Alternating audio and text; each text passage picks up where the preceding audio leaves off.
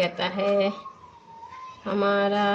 हमारी शादी में मेरी तो हो गई भाई। ये हो जाए डी ऑर्बिटल। ठीक है बच्चों, ये क्या कहता है, ये कहता है कि जब एक लाइगेंड, सॉरी ये एक मेटल, जब ये मेटल्स हमारे जो 6 लाइगेंड्स जब इसको रिपल्शन करते हैं तो इसके जो ऑर्बिटल्स होते हैं वो क्या हो जाते हैं, एक की ज़्यादा, जिसकी रिपल्शन ज़्यादा होती है उसकी एनर्जी ज़्यादा हो जाती है, जिसकी रिपल्शन कम हो रहा है उसकी एनर्जी कम हो रही है। तो इसका मतलब जो हमारा T2G होता है वो हमारा ऊपर चला जाता है, Eg, और जो हमारा T2G होता है वो नीचे चला जाता है। इसका मतलब इसमें रिपल्शन क्या हुआ, कम हुआ, इसकी एनर्जी डाउन होगी बैरी सेंटर से।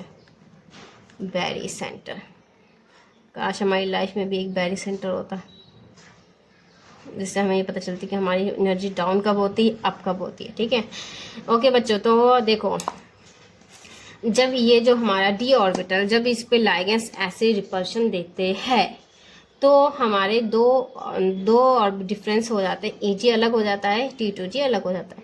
Eg वो होता है जो अलोंग द एक्सिस होता है, लाइक अलोंग द एक्सिस हमारा ये वाला, ठीक है, अलोंग द एक्सिस हमारा ये वाला, ठीक है, ओके। ये हमारे 2 ऑर्बिटल, ये होता है dx² - y², ये होता है dz²। ठीक है बच्चों, ठीक है, ओके। तो जो अलोंग द एक्सिस होता है उसमें रिपल्शन ज़्यादा होता है क्योंकि अलोंग है इसलिए, तो इसकी एनर्जी क्या होगी, हाई एनर्जी है, हाई एनर्जी है।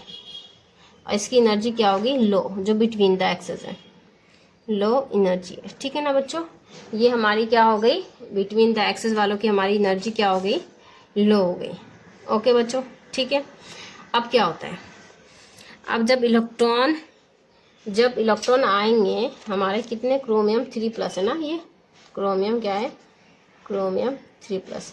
ठीक है, तो क्रोमियम 3+ में क्या होता है, देखो 4s2 3d4 होता है। ठीक है ना, 3 इलेक्ट्रॉन निकाले तो सबसे s का निकल गया, इसका 1 निकला, यहाँ 3 हो गया। ठीक है, 3 इलेक्ट्रॉन है, 3 इलेक्ट्रॉन कैसे फिलअप होंगे, 1 2 3। अब बच्चों जो भी पहले जाएगा वो लो एनर्जी में इलेक्ट्रॉन फिलिंग ज़्यादा होगी क्योंकि हर कोई अपनी स्टेबिलिटी, एनर्जी कम करना चाहता है, स्टेबिलिटी बढ़ाना चाहता है। अगर ये यहाँ जाता है तो इसकी एनर्जी ज़्यादा थी, यहाँ उसको रिपल्शन ज़्यादा फेस करना पड़ता, लाइगेंड्स आके मार के थुथरा के चले जाते हैं, समझे, लात गुस्से सबसे मारते हैं।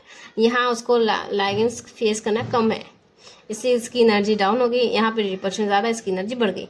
तो भाई यहाँ जाएगा इलेक्ट्रॉन तो इसकी एनर्जी बढ़ेगी, यहाँ पे गया तो उसकी एनर्जी कम हो गई, यहाँ स्टेबिलिटी बढ़ी है, stability energy directly proportional to stability. ठीक है, ओके। एनर्जी जितनी ज़्यादा होगी स्टेबिलिटी उतनी कम, एनर्जी जितनी कम होगी स्टेबिलिटी उतनी ज़्यादा होगी। ओके बच्चों, ठीक है, ठीक है। तो यहाँ पे हमारा T2G में 3 इलेक्ट्रॉन फिल हुआ, तो यहाँ पे देखो इसने क्या किया, T2G में 2 हो गया, इसमें 1 हो गया। भाई गलत है, इस तरह नहीं फिलअप होते, तुम तो कुछ भी कर दोगे। T2G में 3 है, इसमें ये सी है, T2G में 1 है, 2 इलेक्ट्रॉन ऊपर है। भाई बैंड बजा दी इन लोगों ने क्वेश्चन की। T2G में 0, Eg में 3 इलेक्ट्रॉन। वाह, मतलब इनर जो तुम्हारा जो एनर्जी कम है उस ऑर्बिट में तुमने फिलअप ही नहीं किया इलेक्ट्रॉन और हाई एनर्जी में चली गई। वाह, ये रियल लाइफ में होता है ना, जैसे एक दिन में जो अमीर बनता है वो क्या होता है, अगले दिन फिर गरीब हो जाता है क्योंकि एकदम से एनर्जी तुमने दे दी ना, प्रोवाइड, पैसा दिया, एनर्जी दिया। अब जिसको एनर्जी हैंडल करने की आदत नहीं है वो पैसा कैसे हैंडल करेगा, अगले 5 दिन या 1 महीने में फिर से क्या हो जाता है, वो गरीब हो जाता है, एनर्जी उसकी फिर से डाउन हो जाती है। ठीक है बच्चों, ओके।